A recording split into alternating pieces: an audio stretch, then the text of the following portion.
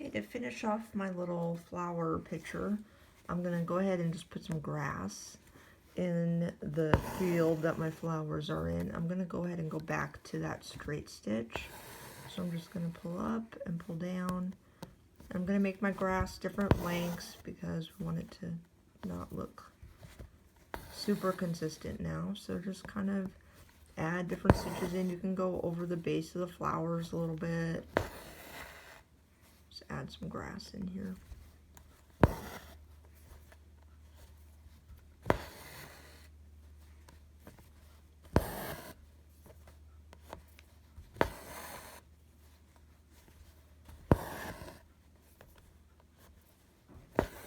And if you want it to be more filled in, just put your stitches closer together.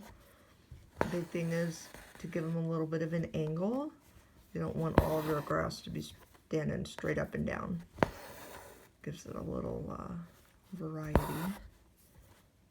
And have some stitches go the same direction a couple times before you mix it up.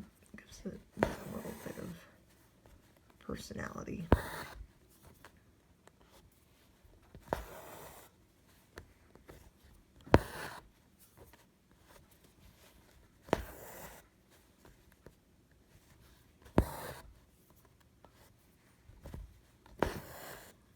I'm noticing I'm getting a little too consistent, so I want to make a little one in there, make it have more of a sharp angle. There we go. And you can go right into the base of that other stitch that you've done previously.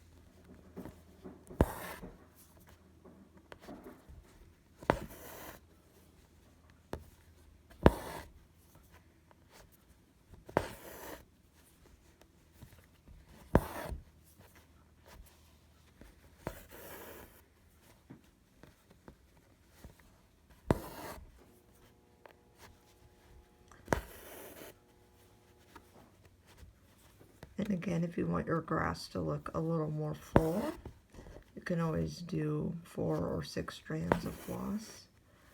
I like to use 2 to 3 strands of floss when I'm doing embroidery.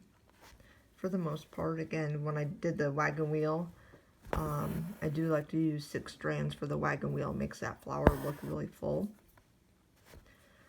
Just find what you're comfortable with.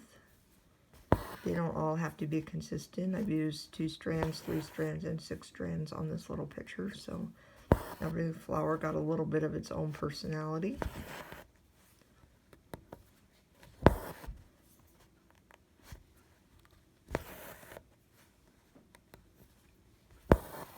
Oops, my grass is all got the same haircut over here, so I need to make some ones that are a little bit longer.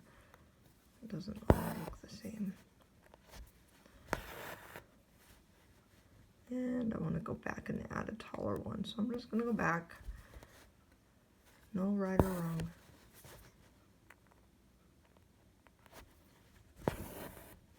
There we go. And come back over here.